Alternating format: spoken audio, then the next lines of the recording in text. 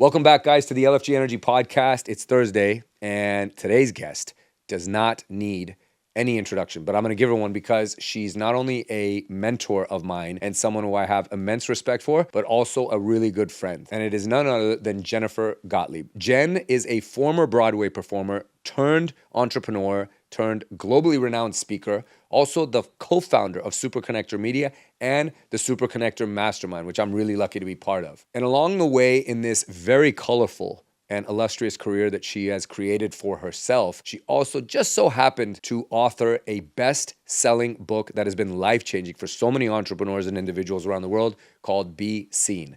What I love most about Jen is not only that she advocates for everyone to be authentic and find their place in the world so that they can, quote unquote, be seen, but she, better than so many people I know, actually can see others, which is what is so empowering about being around her. She has this way of making you feel like your family, yet she carries such a powerful punch. And in today's talk, we actually got quite real, where she shared some things that I've never heard her talk about in interviews or other podcasts. So I'm really excited for you guys to get into this, hear from my mentor, and she's probably one of yours. And if she isn't, she will be after this show. So enjoy it, guys. I think up until about 5 years ago, I didn't really trust myself that much. If you would have told me to go on camera with no makeup and not be prepared and not know what I was going to say, I would say, F you, I am not doing that. There's no way. Authenticity is not even like a nice to have now. It's a must have with what's going on with AI. The uniqueness that is you, AI cannot replicate that. But I think the most important thing in life, no matter what, above all,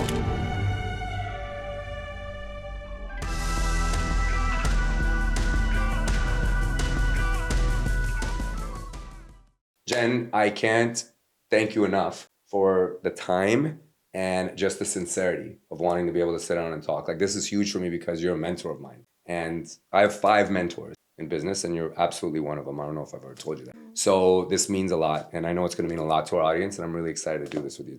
I could not be more excited. And the fact that we're doing it at the house, you guys were in my home, just so you know, if you're watching this on YouTube, and you got to meet my dogs, it just feels really, really special. Well, I appreciate you. And that's something we'll get into later about how, despite this presence that you have, this stage, this notoriety globally, you make everyone around you feel like they're your family.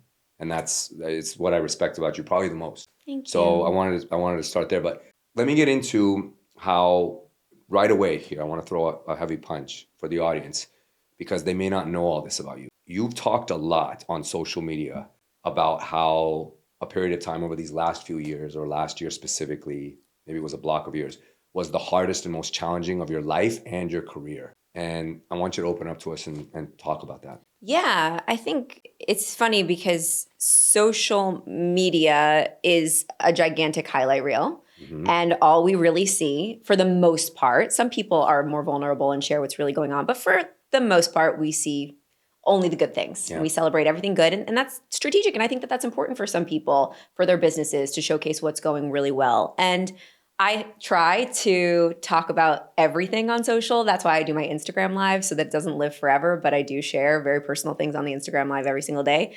But most people didn't know what was actually going on behind the scenes for a big chunk of time, I would say, for like probably the last 4 years. And I call it my years of and.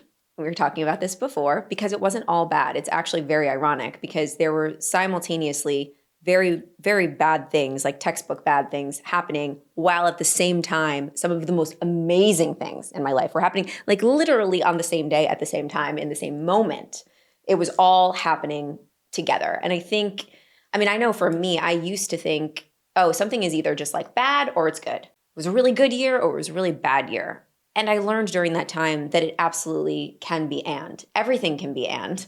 You can be more than one thing for your brand, for social media. You can do more than one thing really well in your business. You can have more than one hobby. You can also simultaneously be having the worst possible time of your life in very traumatic situations and launching a book, getting married, getting new dogs, like having incredible times with your family, and it can all be in one. So yeah, I struggled a lot behind the scenes for a lot of different reasons. I lost both my grandparents 2 Decembers ago within 10 days of each other, and they were 2 of the most important people in my life. That was kind of like the cap of the year. And my husband's very public about the fact that he struggled with mental health and addiction and had to go away for recovery. So we dealt with that as a family. And I also dealt with a lot of business partnerships that really shit the bed, brought in the wrong people, hired the wrong people, made a lot of really big mistakes. And it was a lot of challenges, but I am and I know sounds kind of cliche to say I'm really grateful for all the challenges. That's what most people say. Like, yeah, you're always grateful for the challenges. You can't necessarily see it when you're in it, why you're grateful for the challenges. And while they were happening, I was like, I know one day I will know why this happens, but this is like the worst possible moment in my life. But the Steve Jobs quote, you can't connect the dots looking forwards, you can only connect them looking backwards, is so true. Yeah. Because you can't see why it's going to be helpful for you in the moment. And now I look back and I'm so damn grateful that I had to stretch my capacity so far during that time because I proved to myself what I'm capable of. I think up until about 5 years ago, I didn't really trust myself that much. Mm-hmm. I didn't trust myself to be a leader.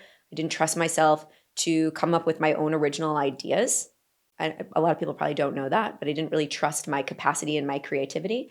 I didn't trust myself to, like I said, lead teams. I didn't trust myself to come up with really great ideas and then like start them and finish them. I kind of just thought that people around me would help me. My husband would always help me, or like I would figure out a way to kind of fake it until I made it. And I just didn't have that true belief in myself. And I didn't really believe in my capacity to withstand that much discomfort. I could do it in the gym, and that was like the safe space to withstand discomfort. Sure. But anything else, I hadn't really experienced anything really that hard up until that time of my life. And some people have, and I just really had it, nothing that bad. And with very specific moments, I can look back and I can say, now I can communicate so much better as a leader on stage. Now I can have such better understanding and empathy with people. Now I can actually lead teams with strength and knowledge from knowing that I have been in such worse situations where I have had to withstand such discomfort and I made it to the other side.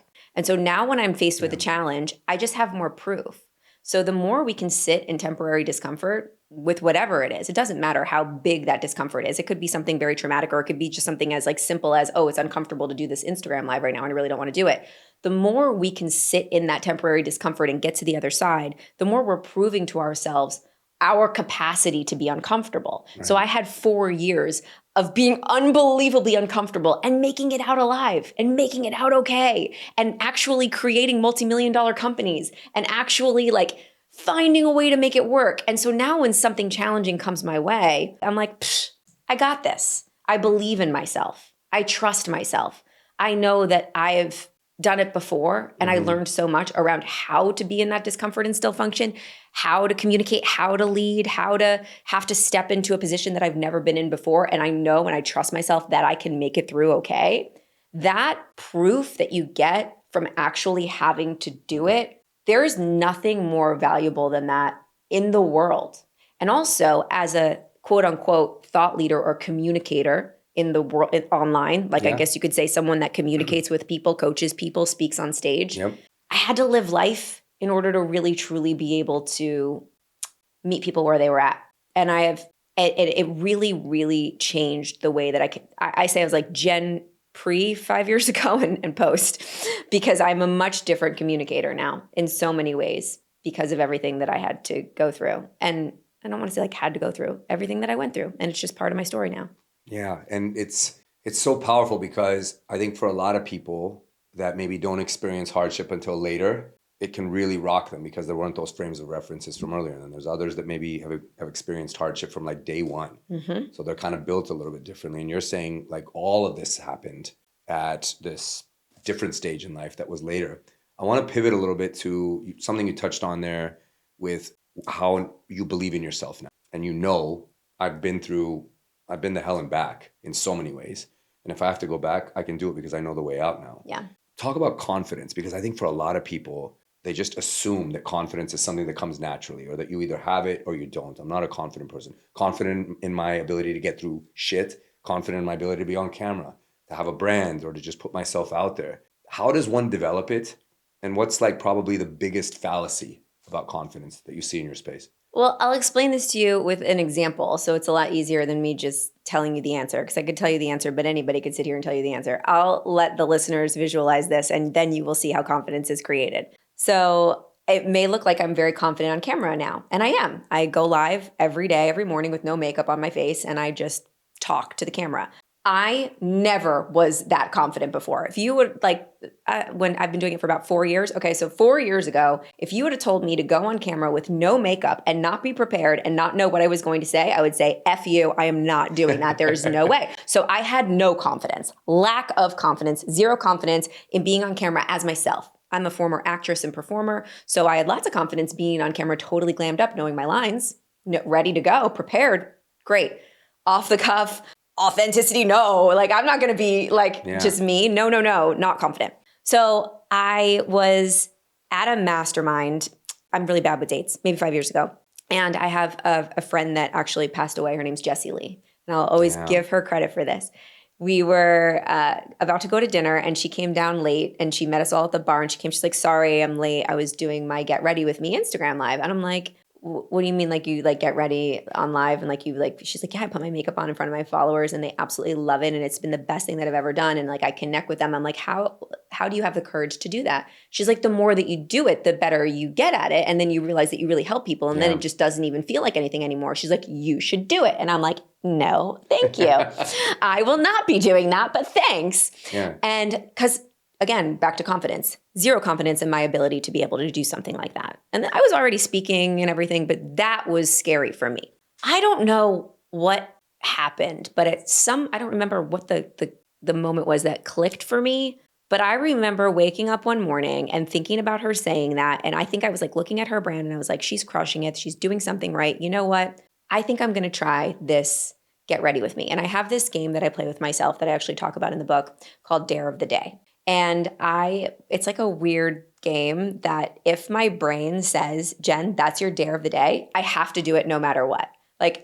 So I got the idea. And I'm like, you should probably do that Get Ready With Me thing. And then I'm like, that's the dare of the day. I don't want that to be my dare of the day. And I dared myself to prop up the camera and to go live and put my makeup on like what Jessie Lee said. I was terrified. It was so bad, Arjun. The first time I did it, no one showed up. It was bad. I was scared.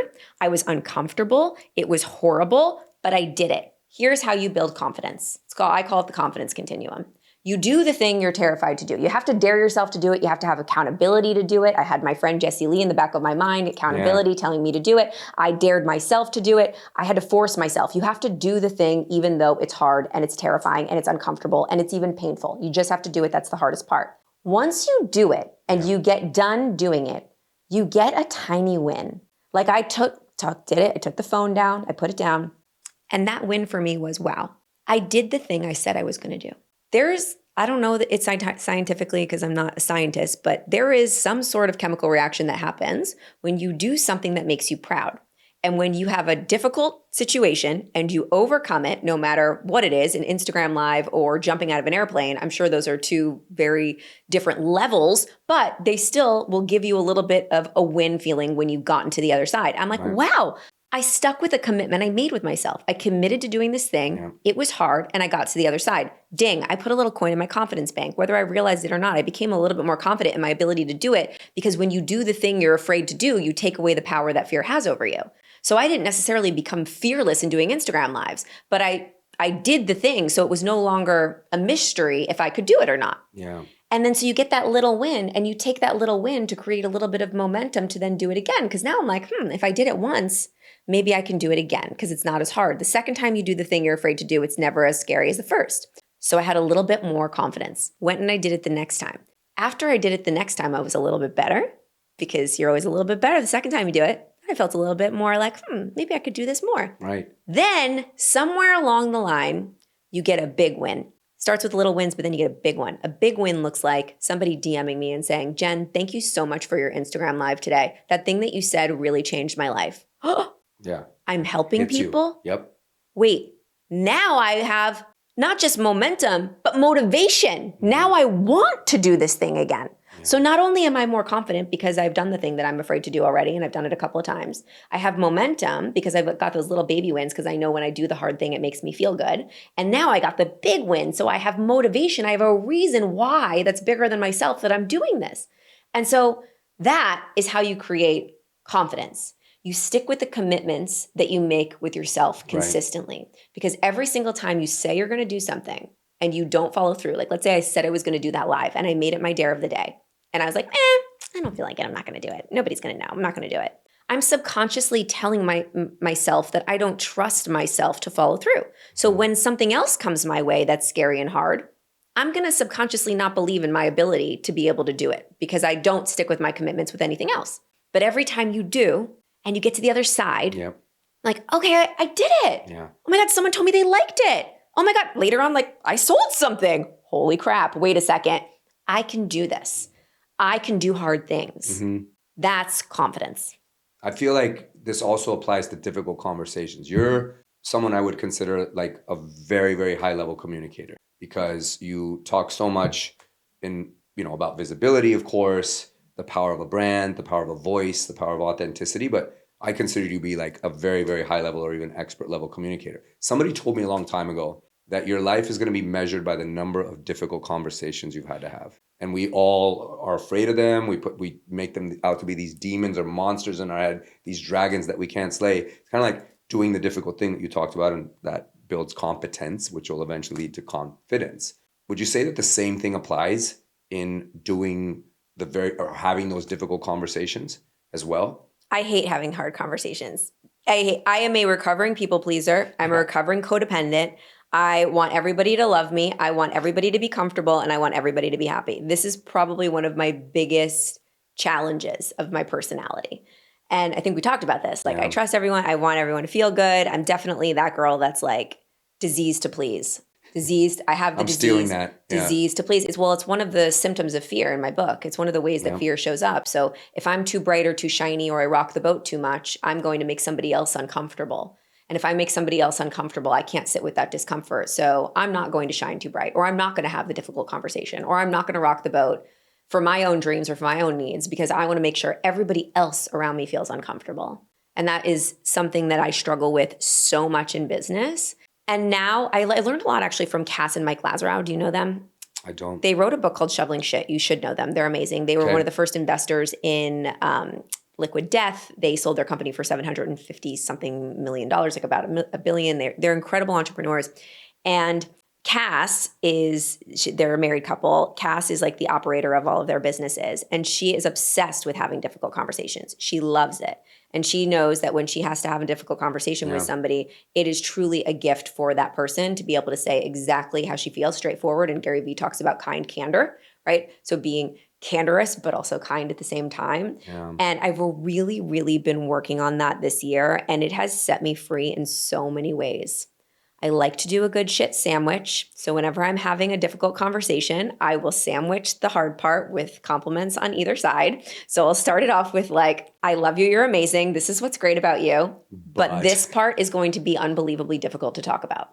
I love our relationship so much, or I care about our relationship so much that I have to make myself and you feel uncomfortable in this moment in order to honor the fact that I care about this relationship and I want to move forward. Wow. Because here's the thing. If I don't care about the relationship, then I'm not even going to have the conversation. So actually having the difficult conversation shows that you value that person and you value moving forward and you value fixing it and making it better. And even more importantly, that you respect yourself enough to set the boundary and say, hey, this isn't cool, or we need to talk about this. And people in my life that are not okay with having difficult conversations, if I open the door that way and I give them a good shit sandwich and I say that I care about them so much and that's why we need to talk about it, and they can't handle it and they don't want to be my friend anymore, or they don't want to do business anymore, that person's not for me. And so that tells me a lot about the people in my life. And I'm sure you know this, Arjun, like the more that you grow in business and the more that you grow in life or in success, the smaller your circle gets. Yeah.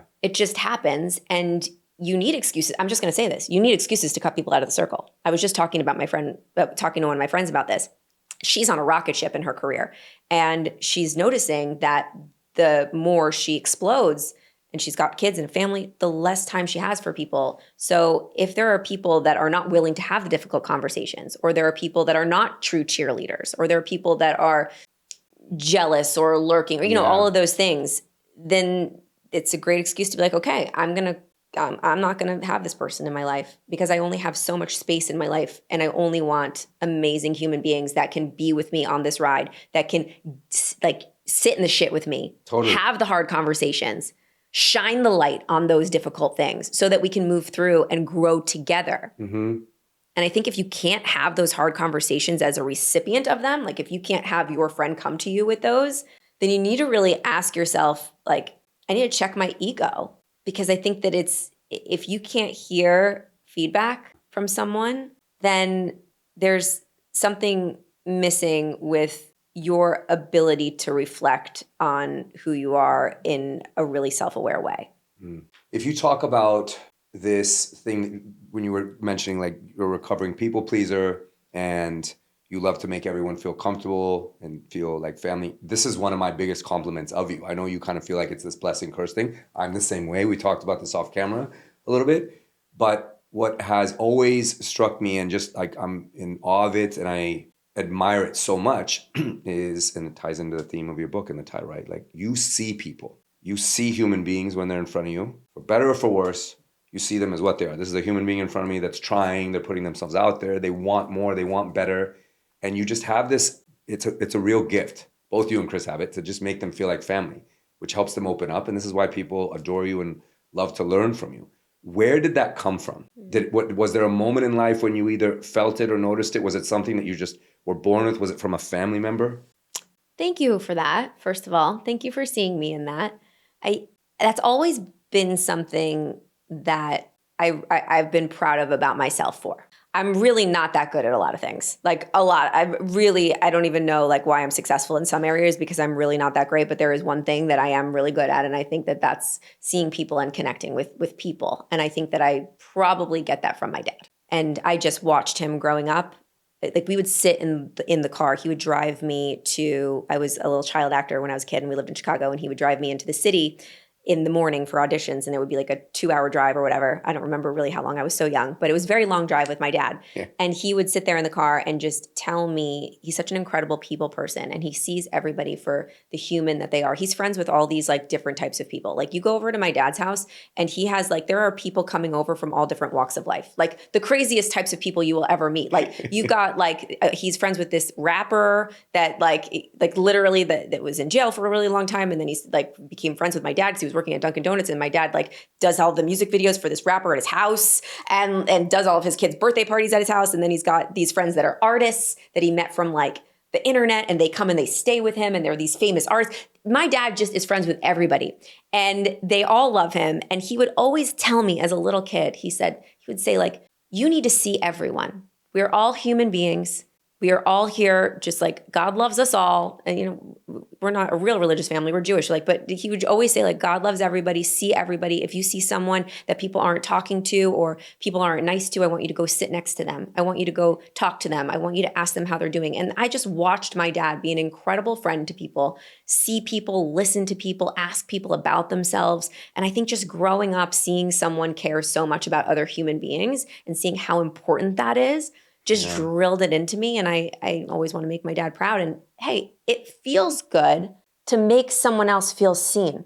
Couldn't agree more. Nothing feels better. Just try it out, you guys. Because I know there's a lot of people that listen to your podcast especially, that are like high achievers. They want to do well in business. And they get this mindset that they need to walk into a networking event and talk about themselves and impress everybody with all of their sparkle and all of their achievements and everything that they've done. People come up to me all the time like, what's my elevator pitch? How do I talk about myself in a room? How do I network with people to make them like me? I'm like, don't talk about yourself at all. You want to know how to make people like you? You see them. You ask them about themselves. Mm-hmm. You listen to them. Yeah. You be interested in who they are. But here's what people don't say. Like a lot of people say that, like be the most interested person in the room, not the most interesting. Yeah, I love it. Here's the piece that's missing. When you are the most interested person in the room and you really are listening to someone and allowing them to feel seen for the first time, there is no better way to hack happiness. There is no better way to hack joy than to just try it. Next time you go to the grocery store, this is what I like to play a game at the grocery store. I do it pretty much every time I go. I don't go to the grocery store that often, but every once in a while, if I need to just check out, my therapy is like going to Whole Foods and walking around. I know that's really weird, but sometimes I just do that. Yeah, I walk around and I like look at things, and then I'll buy like one thing and I'll go to the checkout line. And I just love to, I know these people have been there all day. They're checking, people don't talk to them, and they're, they've got this job that maybe they don't love. Maybe they've got a dream that they really want to pursue, and they're just working at the grocery store to try to pay their way to do their dream. And I create stories in my head a lot about these people and like, why they're doing that. So I like to say there's usually like candy and stuff. And I'm like, do you like this? And they're like, yeah, sure, it's fine. Like they think I'm asking for myself. It's okay. And I'm like, how about this one? And they're like, I don't know. I'm like, which one do you like better? Which one would you get? And they're like, I like that one. I'm like, do you really like this one? Like Reese's your favorite? Yes. I'm like, okay, here, buy this one for yourself. This one's for you. And then they're like, wait, what? And then all of a sudden they like light up. And I'm like, yeah, what's your name? And just talking to them and, oh, my name's whatever. What's your, ask them a couple questions about themselves. If you do that, not only will you make that person's day, and they will remember that all day long, that someone bought them a candy bar, that someone bought them something. It's so easy. I'm buying all these groceries, just like put this one in the bag. You will feel so freaking amazing because you will see somebody feel seen. Mm-hmm. So actually, the first person that showed me to do that was my husband, Chris. So I have to give him credit for that. When we first started dating, he would like buy drinks for people at the grocery store. I'm like, this is cool. And like I went, above and beyond. It's a fun thing for your listeners to try. Listen, guys, if you take nothing else away from this episode, even if you just got cut off now, your battery ran out, or you arrived at your destination, you were driving somewhere and you listened to this much, you literally have the formula for how to make the world a better place and how to be the most decent human being you could. It's exactly what Jen just said. Just give a shit and ask someone how they're doing. Like, look across, there's other human beings. I did the exact same thing yesterday at the golf course that we were at for the event that we spoke at. I went inside to find a coffee shop. I needed an Americano. It was that time with the jet lag. And I asked the girl working there, I asked her where she was from. She said, from Haiti. And I said, how are you? And she just looked so shocked. She says, thank you for asking. No one ever asks me. And I think that's a real problem. Like I take issue with that. Nobody asks anyone how they're doing. Everyone's just kind of passing by, or you think this person's there to serve you. They don't matter as much. Maybe it's just as simple as you're just too busy. You're not that busy. You can stop and ask. So I appreciate and applaud you, Jen. That story is amazing. I love it. You, going back to dad, because I've told you this offline and in private conversations, because I have two daughters. And I'm incredible. They're like my entire world. But I see how close you are to your dad and how proud you want to make him. And that was really touching what you shared about where you learned, where you got this from. It was mirrored for you. Is, in talking about your grandparents too, the two grandmothers that you lost. It was 2024, I believe. What was something from them, a gift that has shown up in your professional life now, or how you deal with people, or how you go through this world, that you could say, this was from this grandmother and this was from that grandmother? Yeah, it was, my grandma and my grandpa. Grandfather, yes. Yeah, that's okay. But my grandma, a lot of people, she is actually on my podcast, so you can listen. I still can't listen to it because I'm not ready to listen to it yet. But my grandma Thelma, we call her Glamma. If I learned anything from her, it's all around like true, generous authenticity. People talk about authenticity a lot right now. It's a very hot word. But when I think about my grandma, I have to put the word generous authenticity before the word authentic. So just so you guys can get like a picture of my grandma, she didn't give her whole life. She did not care what people thought of her. She would dress to the nines everywhere she went. She would speak up if she had an opinion. She was very loud. She was very out there. She wore all kinds of crazy jewelry and crazy clothes, like crazy, totally out there. But she would walk into a room and she wanted everybody to know that she was there. And it was not about ego, like she wanted people to see her. She really wanted to go into a room and bring the party. She wanted to bring the energy and bring the spice and bring the pizzazz and bring the fun and have a good time. And my grandma died. She was I think she was 90, 94. She lived a very, very long life. Full life, yeah. Full life. And so when you're that old and you have a funeral, a lot of your friends aren't around anymore to go to it. I would imagine if she died 20 years before that, there would be so many people there. But there weren't that many people at her funeral. But what was really interesting is that there were so many people that were like people that she worked with on a daily basis, like the people that cleaned her house, the people that did her hair, the people that did her nails, the people that worked at the the stores that she would go to regularly, that she would shop at, they all came and they were all like, your grandma sent us gifts for every holiday.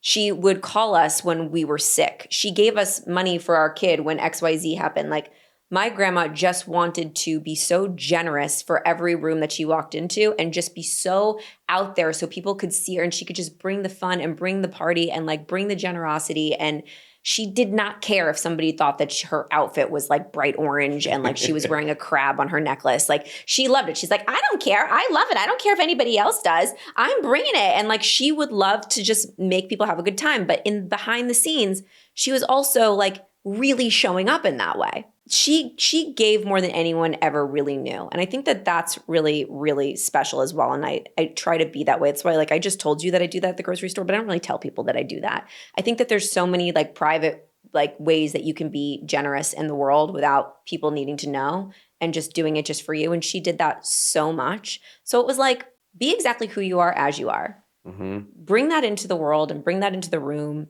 for others. Yeah. She really wanted to just make everybody have a good time. And she didn't care like what anyone thought of her. She was just living her damn life. I don't know. I love it. It's great. You said just, with authenticity, and you talked about this, one of the last meetings that we had, I was listening to on stage, and you were talking about an authenticity deficit. That's like, it's almost like it's its own epidemic out there. There's so much phonyism, fakeness, what have you, that's going on.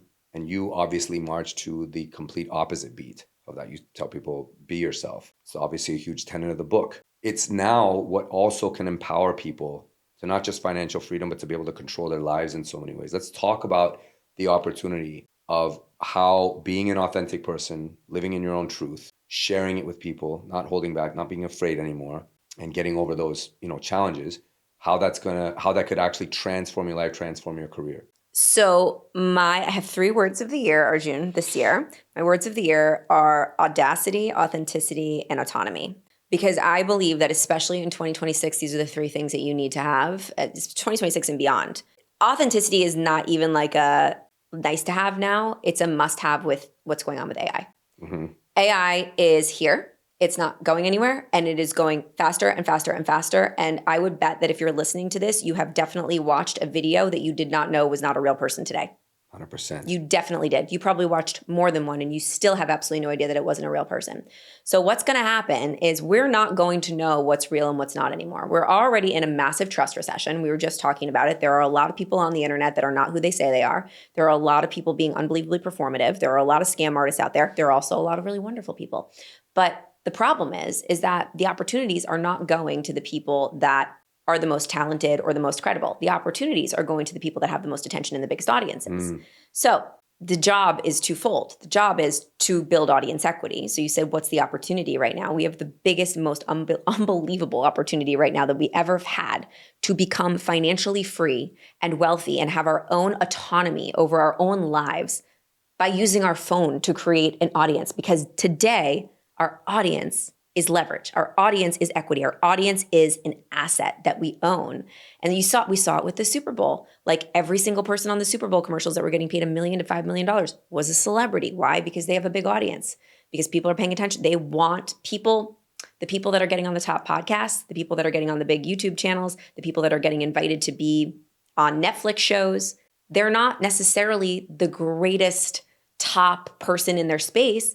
They're the person who has the biggest leverage, which is the most attention. Mm-hmm. So how do we do that today when we don't know what's real and what's fake? We have this trust recession. How do we get attention in this crazy, chaotic world where it's very simple? There are so many other people out there that do the same thing as you. And we talked about this with saturation. So many people out there creating all kinds of videos and all kinds of content, but there is only and ever will be only one you. One Arjun, one Jen, in our unique way of being. There's going to be other people that have the same ideas as you. There's going to be people that steal your content, say the same exact quote as you. Yep. But there will never, ever, ever be someone that has your unique story, your vibe, your energy, the cadence in which you speak, the way you use your hands, the weird quirks that you have, the weird hobbies that you have, the way that you stand, the way that you dress, the uniqueness that is you. AI cannot replicate that. Nobody else can replicate that. And so if you want to win in this space, Authenticity is a hot word, but it's true. You have to be truthful to who you are at your core. And that's the only way that there will be zero competition. People want to connect with real people, and they can smell the fakeness from a mile away. Yeah. That's why the overproduced videos aren't doing as well anymore. We all can see that. They're just not. They don't do well. And the selfie videos of when you're just like doing like nothing and you're just like walking around, just going on a rant, and it's not edited at all, is crushing. And I'll say one more thing on this because I could talk about this forever. No, please. But I saw a video that I actually thought was really interesting, and I will make a prediction right here on this podcast. It was this couple that were talking about the fact that right now we're in this really weird in-between phase of social media. And I do think that the way that we consume content on social is going to change drastically within the next couple of years. So we have 100%. A very small window where that we can build our personal brands the way that the content is being consumed now.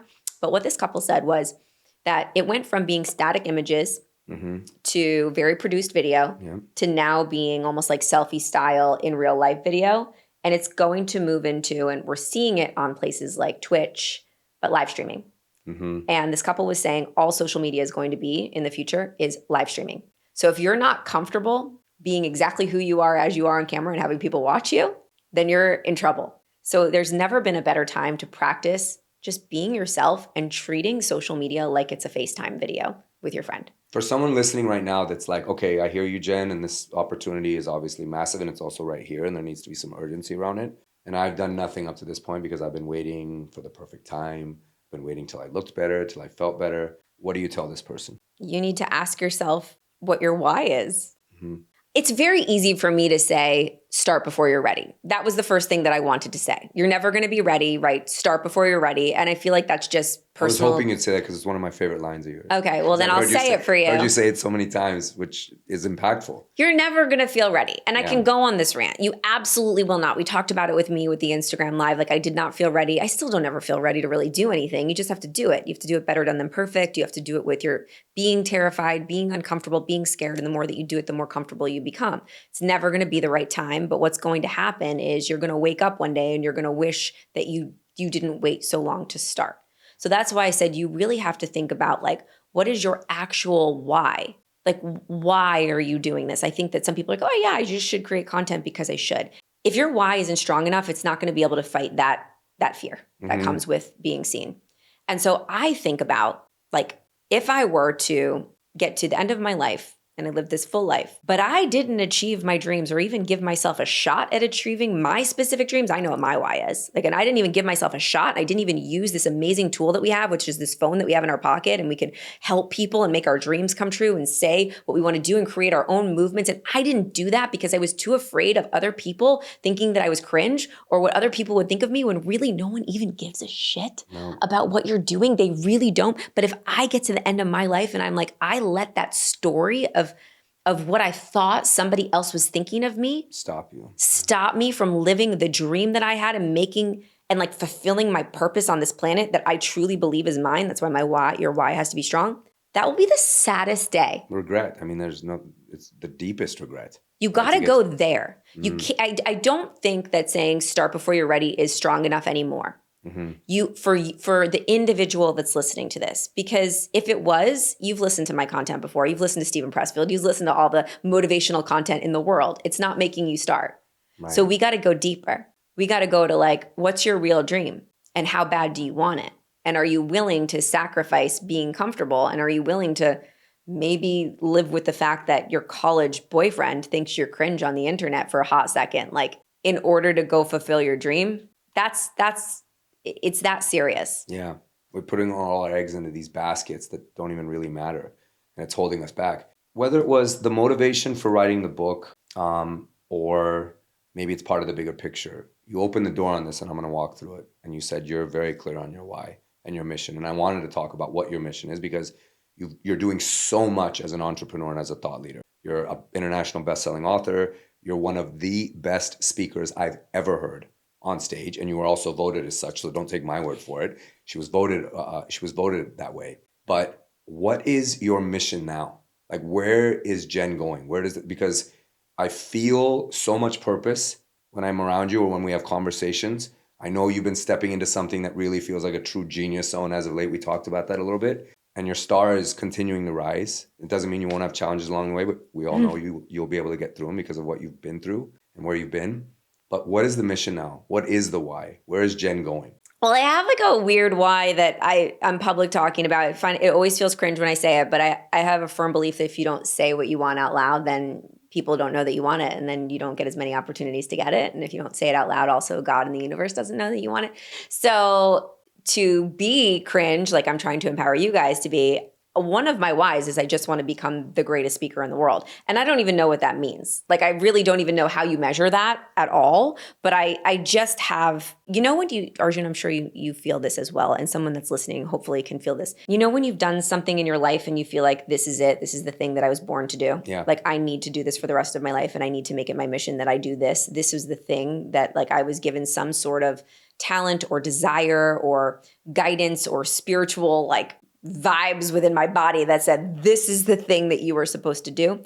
Ever since I was about 5 years old, I knew that this was what I was supposed to do. I didn't know it was speaking. I thought it was singing and dancing and performing at the time. But the way that my story evolved was, wow, it wasn't that. It was something so much different and better, but very, very similar. So that's like the goal, that I just want to be the best at my craft. But what's really cool of what comes with that is I also want to empower other women to do so.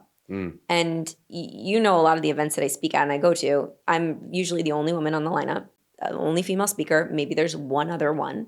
And I always ask them, like, why are there no other women? And all these guys say to me, there are no female speakers out there. Why are there none? There's none. I'm like, there are so many. I know so many of them and they're fantastic, but they're not getting the opportunities. Why are they not getting the opportunities? That's the question. Is it that their audience isn't big enough? Is it because it's a boys' club? I don't know. But part of my mission is to empower women to be seen, to build audiences, to build autonomy, to build their brands, to build their movement, to build their platforms, and to get on stages and be seen so we can inspire other women to do so. And some of my favorite speakers are men. I love men so much, but I do think that somebody's got to go and like change the game up to make more opportunity or make it just more normal. That what if the whole lineup for an event was women and there was one guy? Have you ever seen that before? Never. Like a regular event that's not a women's event. This is what's wild, because it's like there's a lot of women's events, which are great. Totally. Definitely. But I've never seen like a regular entrepreneur event or personal development event or conference where the majority of the headline speakers are women and there's only one token guy. Yeah. I think it just comes back down to visibility and just like having an audience and being known. I don't think it may not be there are generally, sexist people out there. They exist in the world. But I think oftentimes that person who made the comment to you, why aren't there more women speak? It's because he doesn't see them. That's right. They're not visible enough, because if they were, he would be drawn into them. You are hands down the best speaker I've ever seen. It doesn't matter what gender you are. You are the best speaker I've ever seen. And I'll get into in a moment here why that is, because of this trait that you have that I've watched a lot of people speak. I'm sure people have maybe seen more than me from what I've seen. You carry something that somebody else doesn't. What you have is it's this magic way to make people feel. That might sound cliche or silly or cheesy. Some people can move people to laughter, to tears, make them enjoy themselves, teach them something. You have this way of weaving all that together, and it's like visceral, the punch that it delivers. Probably my favorite thing. I've heard you speak a number of times, okay? Whether I'm just a fan in the audience or I'm part of some event that you're doing or I'm in your mastermind. My favorite story, my favorite line, it makes me emotional every time I hear it. I'm cheesy because people know I love rom-coms and I cry over silly things, is the story of you and Chris and how you met. The line that you said when he walked up to you in the park and he pulled his glasses down, I was listening, and he looked at you and he looked around and he goes, who's got it better than us? Every time I hear that, it gets me. But the way you tell the story, this gift that you have, of maybe it's storytelling, maybe it's how you see people, maybe it's all of it, but you just make people feel. And then I don't know if it disarms us all, but we just fall in love with you and we'll go anywhere you go. So to tie this back a little bit to like your mission and what you're doing and how you're empowering people, where you're taking them, just by what you're doing, it's happening already. And if that is the mission, I mean, I'm in alignment with it. I know where it's going and it's going to have such an impact on this world. It's insane. And if you are not part of or haven't heard of Jen's Stage Leaders group for her course, what she teaches, it's a masterclass. I subscribed to it, I think in the first year that you did it. I was in the first group or the first session of it.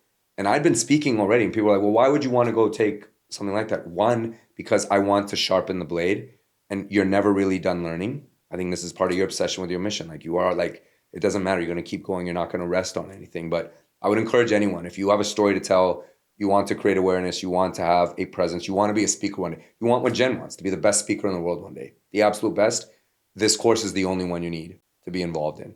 I promise you it'll be life-changing. Doesn't matter what level you're at in your career or in your, your speaking phase, it'll take you up a whole nother level. And I just wanted to give props to the program because it's incredible. Thank you. And just endorse it. I'll endorse it anywhere, anytime, Thank any you. place. So I love where the mission is. I love where things are going. I feel blessed and honored to be part of it. And like I said, I admire you as a partner and how supportive you are to Chris, how you both have each other's back. It's a model in marriages or in relationships, honestly. I don't know if enough people tell you that, but we all see it and feel it, and it's inspiring. It's also a light and it's a pathway. So we're following you. So keep doing what you're doing in this sense. I ask a lot of people this question when it's right. And in this case, it absolutely is. Maybe you've given it some thought. You talked about your grandma and how there weren't a lot of people at her funeral. Mm-hmm. And I ask people, especially those that have a bigger calling or a bigger mission like yours, when you get to your funeral, whenever that may be, it's going to be a long, long time. Whether there's 50 people there because you lived a really, really long life and none of us are alive anymore to be there, or there's 500 people there or 5,000 people there. What is the one word in the audience? Try not to get emotional saying it because I have a feeling I know what your word's going to be. Oh no! What if I don't disappoint? What is? I want to know what's the one word that you would want everyone in that's there in attendance to come away with saying this is what Jen's life meant. Oh, I don't know. That's such a beautiful question. And maybe there's a few and your answer changes over time. I know now. I just want to guess what you think it is, so that I make it right. What is the one word that I want people to say my life was about? Or what? Yeah, that they think of you when I think of Jen, I think of this word. She made me feel this. I thought of her as this. I mean, I don't know where my life is going to take me up until that point. And so I don't know if I'm still going to be talking about the same stuff that I'm talking about today, my whole life. And we talked about this. Pivoting is so important to me. Evolving is so important to me. Learning new things and changing my mind about things and talking about different things. So who knows where my path will go 50 years from now and what I'll end up doing. But I think the most important thing in life, no matter what, above all, is love. That's it. I think that when you really, talking about my grandma, my grandparents, it was the first time I really experienced people that I loved leaving this earth. And my grandparents were wealthy. They had lived extraordinary lives. My grandfather, I didn't even talk about him. He's written speeches for presidents. He has college names after him. He's very, very successful. He's done all the things. He had all the credibility. He was a commander in the Navy. All these incredible. And honestly, none of that shit matters. Their houses that they had didn't matter. The vacations they went on didn't matter. The stuff that they left in their house after they died, no one, we gave it all away. None of that mattered anymore. And the only thing that mattered was the fact that those two loved me and everyone in their life.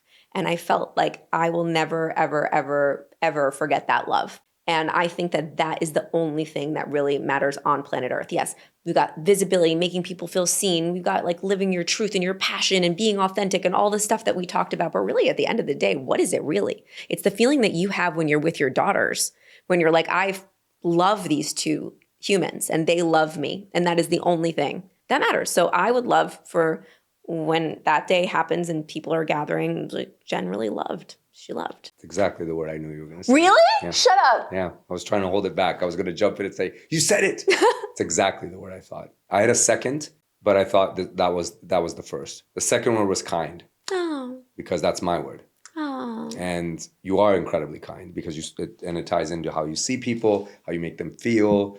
You just treat them like family. But I thought love when the way you talked about your grandmother and then also your dad. And I told you this before we started today. And as we wrap this up, the only thing I give a shit about is that when I'm however old I get to, whenever my daughter is in her late 30s or wherever, early 40s, and she's blossoming in her career and her effect and light that she's bringing to the world the same way you've done it, that she has the same closeness with me that you have with your dad. If I make it and that's where the point I get to, then my life will have had meaning. It'll have been a massive, massive success the way I'm sure your father thinks of his life. So Jen, like I said, you're a mentor of mine. You're a mentor to so many people. You're an absolute light in this world. You really are. It's light. And what you bring, it's so powerful. It's so empowering. And it's all kind of glued together by love, which is your word. And I'm very, very lucky to know you. I approached you backstage at my brother's event. And you were kind of saying, like, sometimes people don't approach me. Maybe it's my face. Maybe it's because of how I look. I'm always well dressed. I'm very good looking. Whatever it is, people may not approach you. But you and my sister were the only female speakers of this event. And you were talking. And I was about to go on stage to introduce my sister because she was early and you were a little bit later. We had Gary Vee back there. There was a lot of people backstage. There was a lot going on. But I went and stood next to you and introduced myself because I'd been following you. And I would have been totally unsurprised had you been pretentious or had you been like a little standoffish, because I would have, maybe it was to be expected, but you weren't. And you were so kind to me. I joined your mastermind literally 4 days later. You did. We started talking about it. It was probably the fastest close you've had. I don't know. Of people. I just felt like I want to be around this person. And I share that story because that's just the light that you are. And I know there's thousands of people that listen to this podcast. They feel the same way if they know you or if they've come into your world. So just thank you for being you. Thank you and Chris for all that you do and what you put out into the entrepreneurial community, what you put into the human community, because we're all better people because we know you. And I feel really, really lucky that I got to meet you that day backstage and this friendship that it's turned into. So thanks, Jen, for the time today. This means a lot. We will do it again because there's so much more we could get into. I could talk to you pretty much all day about life, about business. Well, you're going to be on my show next. All right. But thank you, Jen. I appreciate you, my friend. I love you. I love you so much. I have so much to say, but we'll end here. Thank you. Perfect. Amazing. See, I wasn't lying, guys. That was an incredible conversation. Probably one of my favorites. If you enjoyed this, please take a screenshot of it, share it on social media. Make sure to tag me because it helps me know that we're on the right path with bringing you guys the right guests, the right content, and the right topics to help you in all aspects of life. And if you know of somebody that would benefit from this episode, please share it with them because that is the mission of the LFG Energy Podcast. It's to help empower and inspire as many lives out there as we can and help people push through those tough spots in life. Thanks for listening, guys, and we'll catch you next week.